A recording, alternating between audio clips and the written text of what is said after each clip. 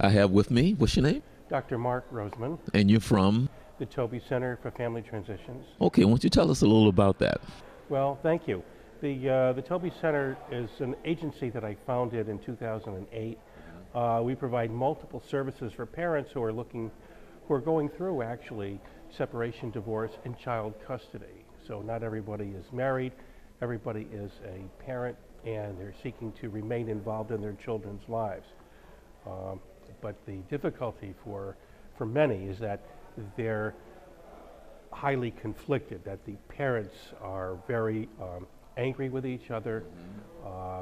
They are seeking to assert themselves in ways that may or may not be appropriate, and they need court orders in order to progress through the child custody process, unfortunately. Now, I wanted to make this interview real short, but with your organization, I would have a million questions for you. But maybe I can get you to come on my internet TV show, because I would love to hear some of your stories based on you and I know that when the relationship is what it is and emotions are involved, a lot of times the inability to get past that, then the child suffers. And it's not about the child, it's about us and our issues and our problems, and they don't understand the effect and the cause of what's going on with the child. So I don't have You've hit the nail on the head. right.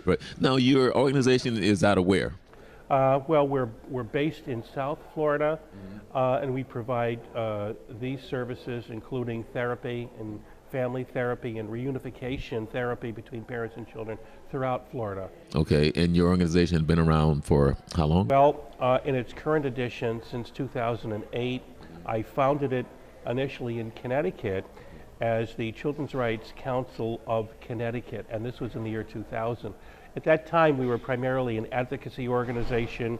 We did bring in one service called supervised visitation. Supervised visitation is when you have a third party that would monitor the interactions between a parent and their children. And they generally need to be documented.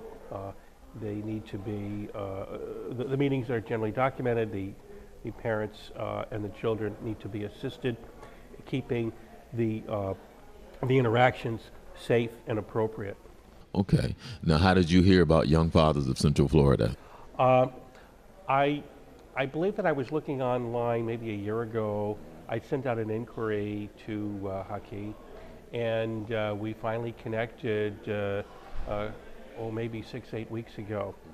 And I had a meeting with him, and I was just so impressed. And of course, we're both Yankees. So Okay.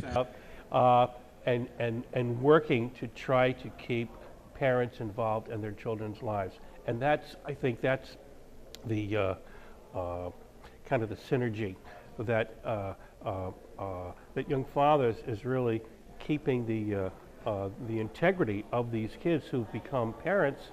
And my role, the Toby Center, is to help these parents remain involved in their children's lives, and frequently when they are blocked by the other parent.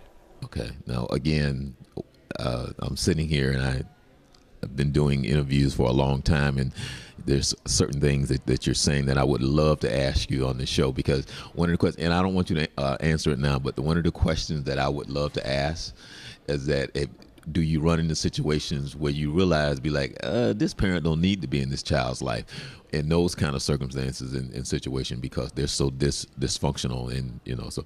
But now, I saw you here yesterday. What is it that you can take back with you that you saw yesterday, or from one of the speakers? Thank you. I, quite honestly,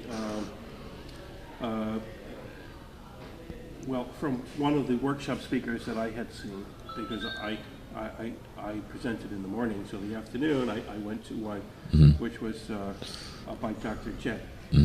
And he had us understand that we cannot treat symptoms, that we must look at the origin of any malady, of any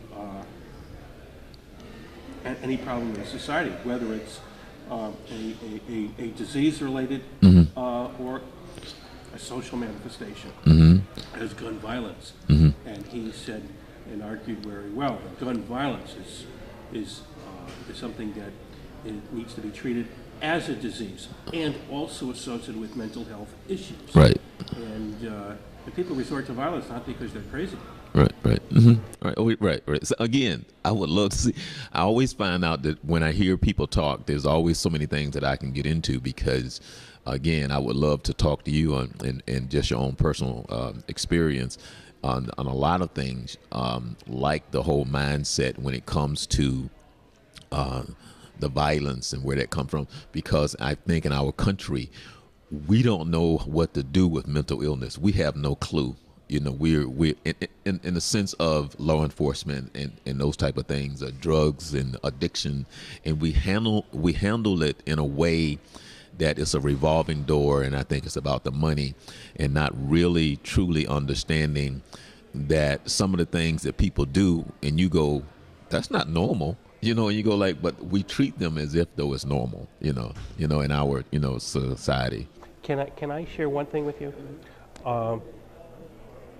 I have a mantra: acknowledgement, recognition, and support. And it's really all about context, where we are in our life at that moment, what is really the issues that we are facing.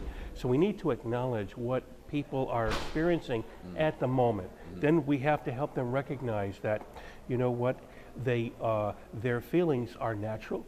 What they're feeling is authentic. They need to recognize that if they have to address these feelings within systems, as the legal system, the educational system, society, there are rules and regulations that affect all components of life,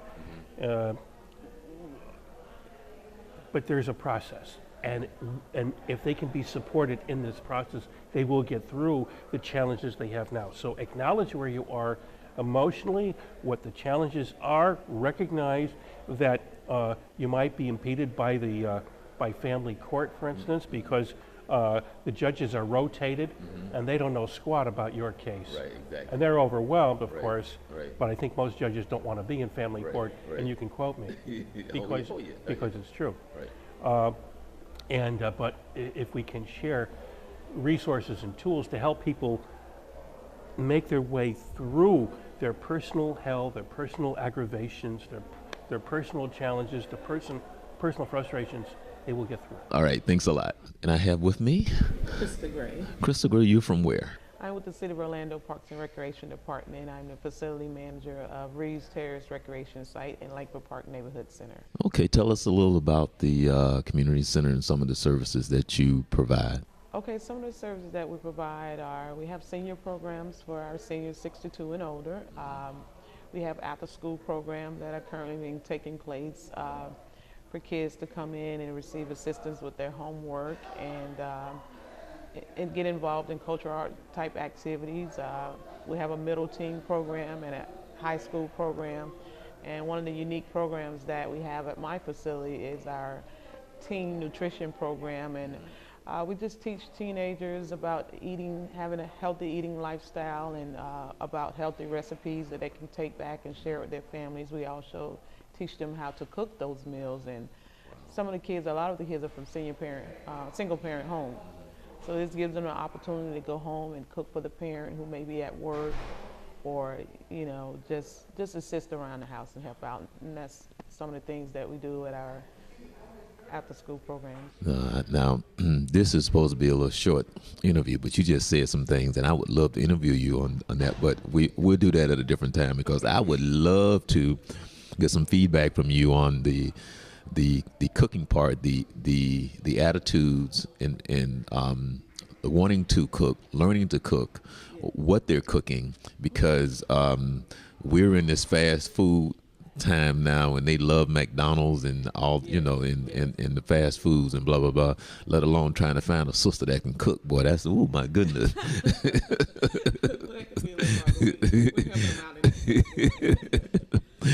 But how did you hear about Young Fathers of Central Florida?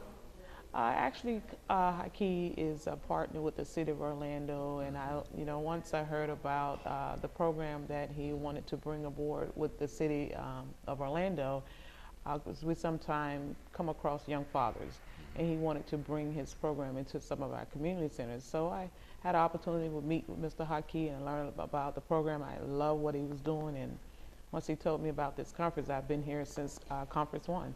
Okay. And so what is it that now you said that you kind of pressure, but what is it about it that touches your heart, that from your own experience and what you see where you work and your interaction with kids, what is it why you think this is just so important? Well, on a personal level, my husband, who was then my boyfriend, we had our first child at a very young age, and we both was from two-parent homes, so it was very important for him to be a part of our first daughter's life. And again, we were just barely 23 years old, and he just didn't know how to be a father. So just watching him trying to be a father at a young age, and I knew the struggles. And then again, just me seeing young men who come in my office and tell me the story of how they want to be involved in their kids' life. And some just don't know how to be a father. They don't know how to get involved. They don't know what their rights are.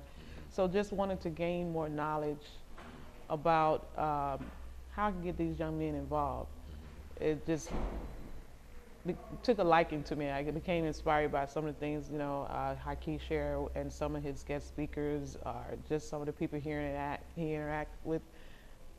I thought it was just great that, young men want to be involved in their kids' life. So although I'm a mother, Right. I still want to see young fathers be a part of their children's life, because it's very, very important. It's very instrumental in how the child is going to be raised and what they're going to turn out to be in life. Well, I'm happy that you have that spirit, because there's a lot of sisters that don't, what you just said, they don't have a clue. No.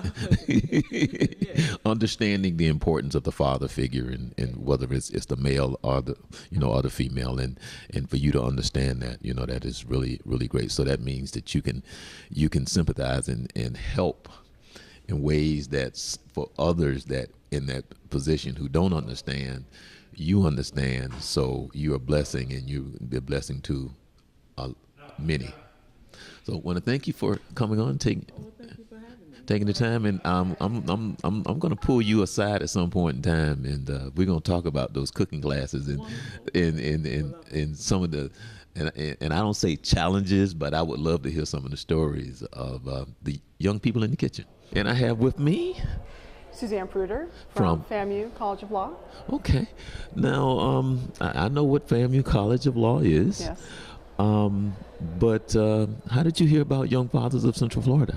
Well, actually, I'm currently in a juvenile law class, and my professor is Lindy Langston, and she knew of my interest in fathers and fathers' rights, and she is involved in this organization. So she actually she paid for me to come today. Oh, really? Because she knew of my interest and was excited for me to be exposed to this organization. Okay, so and I know the answer, but how coming here may help you? Well, currently I am a second-year law student, and as you can see, I'm a little bit older, non-traditional law student. Through my life experiences, I've found that I want to make a bigger difference. I want to make a bigger difference by empowering families, by helping fathers understand their role in giving them more, a better understanding of their rights and their responsibilities as fathers. And looking at the legislative action and how that action is currently affecting our fathers and their ability to have their rights. Okay, well, I wanted to make this real short and sweet, but I'm going to ask you where your passion comes from. That passion that says, you know what, let me go here because this is what I want to do and I want to make a difference. Where did that passion come from? Because I had a great father. Okay. And although I'm divorced, the father of my children, he's a wonderful father. And I've seen fathers who have not been shown how great of a father they can be. And when they've been given that ability to see what a role they can have in their children's lives, they become, and they step into that role, and their children win. because every one of us is half of our mother and half of our father. And there's a natural inclination for society to think, oh, it's the mother's role. But the father plays such an important role, and the child needs father in their life. Okay, well, thank you for taking the time to stop by.